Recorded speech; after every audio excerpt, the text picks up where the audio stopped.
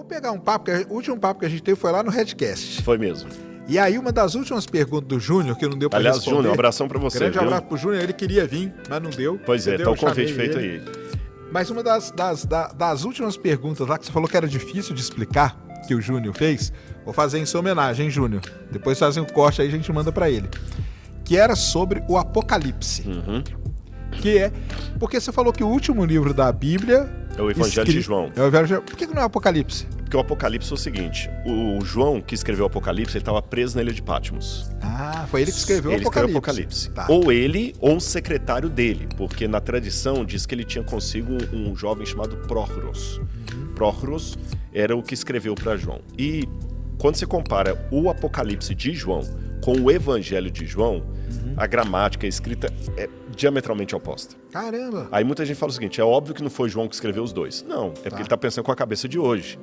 Mas na época, como tinha o lance dos secretários, inclusive eu te mostrei aquela tabuleta romana que o secretário escrevia, na época bíblica, ou na época greco-romana, autor e escritor não eram sinônimos perfeitos. Entendi. Por quê? Porque para escrever, gente, era muito caro. Então, quando eu tinha que escrever um livro, eu ia editar para um secretário. E o secretário, às vezes, colocava o que eu falei com as palavras dele. Se eu tinha um secretário mais culto, ele escrevia mais rebuscado. Claro. É como se no nosso bate-papo aqui, você pede 2 pessoas para transformar isso num livro. Exatamente. Então, se tiver visões, dependendo da visão, exatamente. Né? Então, esse escreveu na Ilha de Patmos. João não morreu na Ilha de Patmos, como muita gente pensa. Ele foi liberto pelo imperador Ilha de Patmos Nerva. é onde? É no Mar Egeu. No Mar Egeu. Hoje pertence... É na frente da... Ali na Grécia, na região da Grécia, nas ilhas ali do Peloponeso ali. Tá. Então, hoje, a Ilha de Patmos pertence à Grécia, mas teve uma época que pertenceu à Turquia, quando a época do Império Otomano. Então, ela fica ali no Mar Egeu, a Ilha de Patmos, perto da cidade de Éfeso, que hoje é Kushadás, lá. E dessa ilha, o João sai, quando Nerva solta um indulto, permitindo a libertação de todos que foram presos na época de Domiciano, e ele volta para a cidade de Éfeso. Quando ele chega em Éfeso, ele encontra um ambiente ali que propicia ele escrever o Evangelho de João. E João dialoga demais com a filosofia ao escrever o Evangelho de João. Isso é muito legal, porque ali em Éfeso morou 500 anos aproximadamente antes de João, um filósofo chamado Heráclito. Heráclito de Éfeso. O rio não passa duas... Não se pode atravessar 2 vezes o mesmo rio e tudo mais. Nós temos os fragmentos de Heráclito. E Heráclito para Éfeso era como se fosse, sei lá, Monteiro Lobato para Taubaté. É aquele cidadão de honra que mesmo anos depois da morte dele, todo mundo fica falando, nossa, fulano de tal foi daqui e tudo mais e tal. Então o que acontece? O João foi dialogar com os escritos de Heráclito. Heráclito dizia que tinha uma causa primeira, isso até é engraçado, até falando isso com o Sérgio, porque os filósofos foram, não sei se você vai concordar com a minha fala aqui, os primeiros cientistas antes da ciência moderna. Ah, com certeza. Porque... Tanto se você pegar até os caras antigos, filósofo, astrônomo, matemático, papapá, né? O filósofo era o exatamente, cientista, porque ele sentava e debruçava em cima da physis, que era a natureza em grego, a palavra physis em grego é natureza, e ele queria entender qual seria o segredo da natureza. Aí você tem lá os pré-socráticos e tudo mais, como achava que era a água, o apeiron, o ar, o átomo. O átomo foi idealizado por Demócrito muito antes de existir a ideia de um microscópio. Eu já falava da partícula atômica, que hoje a gente sabe que pode ser divisível. Mas aí, nesse mundo, o Heráclito propôs que havia uma causa primeira que permitiu a existência de tudo o que há, mas essa causa primeira ela era tão grandiosa, tão grandiosa, tão grandiosa, que nós não poderíamos compreendê-la. Ela fala assim, a natureza ama ocultar-se. E essa causa primeira que produziu tudo, mas ela está oculta, ela tem uma ponte com o que foi produzido, que Heráclito dizia que era o Logos. Logos, em grego, significa verbo, palavra. Aí, o que chama atenção é que, como eles queriam descobrir o segredo da natureza, a palavra grega é a palavra arre. Arre você pode traduzir como princípio ou principal. Você não fala, por exemplo, assim, arqueologia, estuda o princípio da coisa. Certo. Mas você fala também assim, o arqui-inimigo, o principal inimigo. Certo. Tá certo? Princípio e príncipe vem da mesma raiz. Então, qual que é o princípio de todas as coisas? Aí o Heráclito falava, o princípio de tudo é o Logos. O Logos que causou Tudo, e é pelo Logos que conhecemos o que não é conhecível. Aí o João começa o evangelho dele. No princípio era o Logos. Heráclito estava certo. Só que João vai dizer mais que o Logos se fez carne e habitou no meio de nós, e João vai identificar Logos com Jesus de Nazaré. E aí começa o evangelho de Jesus. Ou seja, João dialogou do conhecido para o desconhecido, como eu estou fazendo com você aqui. Você falou, eu não entendo nada de Bíblia. Eu pego alguns pontos da sua área para poder ilustrar a Bíblia Sagrada. É o que João fez. E o Apocalipse entra no quê? O Apocalipse entra no seguinte aspecto. Como João estava na ilha de Patmos, ele escreveu sobre as coisas que haveriam de acontecer e ele usou um estilo literário chamado Apocalipse.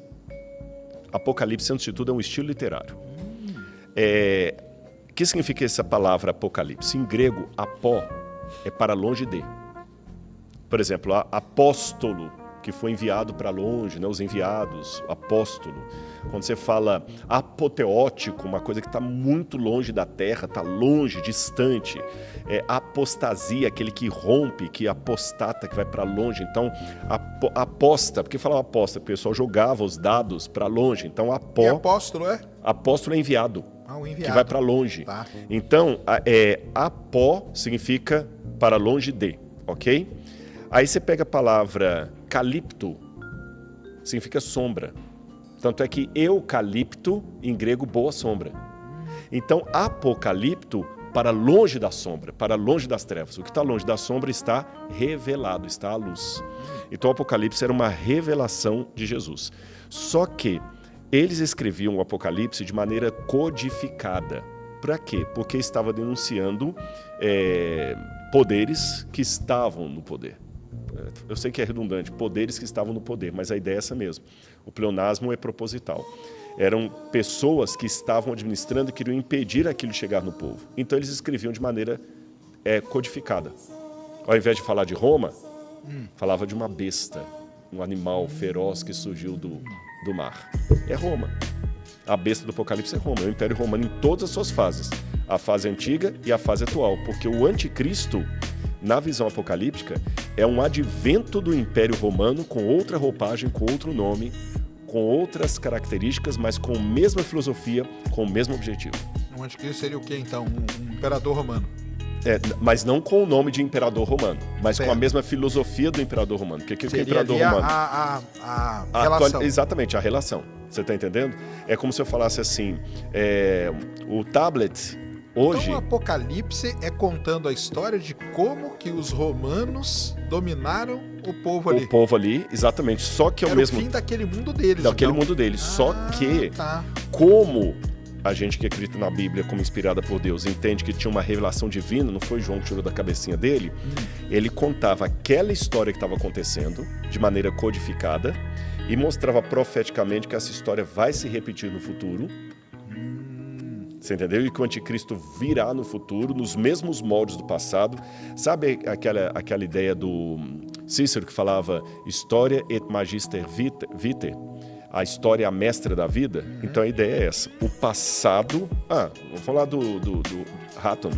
O presente é a chave do passado, né? A profecia faz o contrário. O passado vai ser a chave do futuro.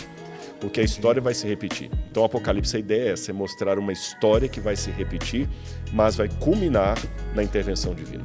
Tem um ar profético, então. Tem um ato profético. A diferença é essa. Esse é um ponto da Bíblia que eu tenho que falar com muito cuidado, porque eu sei que muitos dos que estão assistindo a gente não acreditam em Bíblia. Então, eu estou falando do ponto de vista do que a Bíblia diz que ela é. Então, esse negócio de acreditar em Bíblia, aí tem um negócio pra gente falar. Porque, assim, não tem como você não acreditar, a gente tá aqui, né? A gente conhece toda a história dos manuscritos do Mar Morto, não sei o quê. Então, meio assim, não tem como não acreditar que existiu um livro. Claro, né? E uma história. Posso dar um exemplo rápido? Só pra você... Não sei se a câmera consegue pegar essa câmera do meio aqui. Tem um tijolo aqui atrás da gente. Dá pra pegar? Tá, esse tijolo aqui é um tijolo original do templo de Esagila, na Babilônia.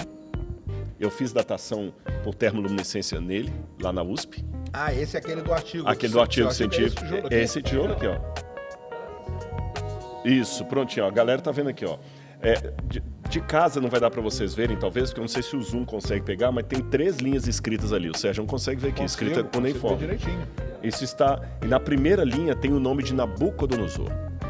Até por volta de 1856, muitos críticos da Bíblia diziam que Nabucodonosor nunca existiu, que era um mito da Bíblia. E que a Babilônia era um mito da Bíblia também. Mas Heródoto falava da Babilônia, né? Não, mas é mito. Não existiu Babilônia. Por que não existiu? Porque ninguém encontrou. A partir dos achados arqueológicos, encontraram inscrições como esta, que mostram que a Babilônia existiu. Hoje o sítio está escavado desde 1888. Ah, teve um tempo que você acreditou que a Babilônia nem tinha existido? Não, era um mito. Era como se fosse Atlântida. Você entendeu? É como se fosse Atlântida hoje. Não tem, esse é mito da Bíblia. Aí encontraram a prova. Hoje eu tenho, e aqui no museu tem uma prova da existência histórica de Nabucodonosor mencionada na Bíblia. Então o livro realmente, só para ilustrar, mas pode continuar seu pensamento, é um livro que contou uma história de fato.